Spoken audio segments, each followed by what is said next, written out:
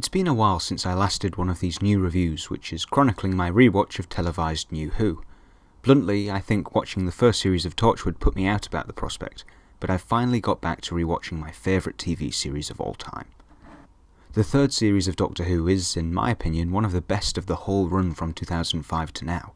There aren't really any episodes I dislike. Sure, there are some that are perhaps more subpar, but taken as an average, I thought the quality of episodes was consistently strong throughout the series, and felt much more like the first series in that respect than the second. I really liked Martha as the new companion in this series. She felt much more headstrong and independent when compared to Rose. Although it worked well for some of the tension between Martha and the Doctor, I do think Rose overshadowed this series a bit too much. As outlined in my Series 2 review, in retrospect I found the dynamic between the Doctor and Rose to be problematic at times, and I was not a fan of the more romantic side of their dynamic. I had forgotten how integral the idea of the companion as a romantic interest was in the Russell T Davies era, and it's something that I've appreciated more about the Moffat and Chibnall eras because I prefer to think of the Doctor as a more asexual figure.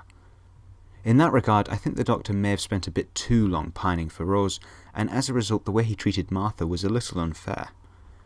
That's why I found Martha's exit at the end of the series to be so empowering. As a companion, she accepted the Doctor for all his wonder, but also his flaws, and she was able to take him down from the pedestal virtually every companion seems to place him on.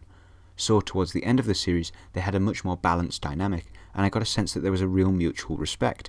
So I almost wish Martha had spent one more series with the Doctor, but I think it was the right move for her character to leave at that point. I'm certainly glad she became a recurring guest character in Series 4. So, although the dynamic between Martha and the Doctor felt a little one-sided, this led to some great drama and well-earned character moments. And despite some of the Doctor's brash flippancy towards Martha over the course of the series, I found their dynamic on the whole to be much less problematic and more enjoyable to watch than Rose.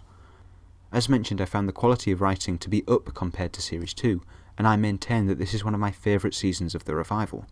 The streak from Human Nature to Last of the Time Lords is seriously strong, and might, for me at least, be the longest stretch of uninterrupted great episodes in the whole series. Human Nature was such a fascinating deconstruction of the character of the Doctor, but critically it afforded Martha some time to shine. This two-parter cemented her as one of my favourite companions, as the Doctor's facade of bravado was dropped and she was left to fend for herself. The time period the duo found themselves in made it especially difficult for Martha, and I'm glad that the show was able to tackle those issues surrounding the representation of race historically in a mature way. It was never highlighted as the focal point of any episodes in Series 3, but it was present, and I think that for a family entertainment show to do that is incredibly important. It perhaps could have been made more integral to the dynamic, especially for historical episodes, in the same way it has been for Ryan and Yaz in Series 11 and 12, but given the social context of the mid-2000s and the fact that Martha was the first full-time black companion, I still think it was a step in the right direction for the show.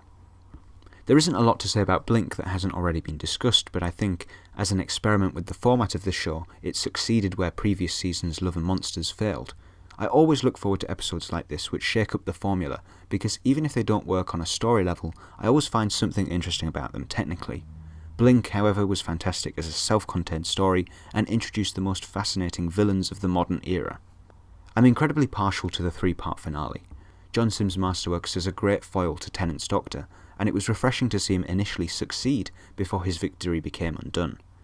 I appreciated some of the hints towards a shared past on Gallifrey between the Doctor and the Master, but I really liked that it was only ever small hints given.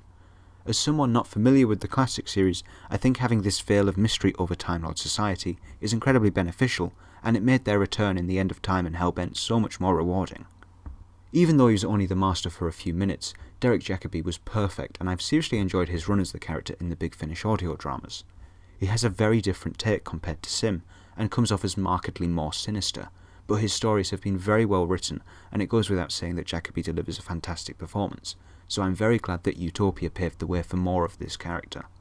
I was very glad to see Captain Jack's return to the TARDIS team also, but I still can't reconcile how drastically different his characterisation is between the main show and Torchwood. Having now seen the first season of Torchwood, I much prefer the more easygoing version of the character in Doctor Who. Even under the most dire of circumstances in the finale, he is able to crack jokes and make light of the situation, something I could not imagine him doing with his teammates in the spin-off.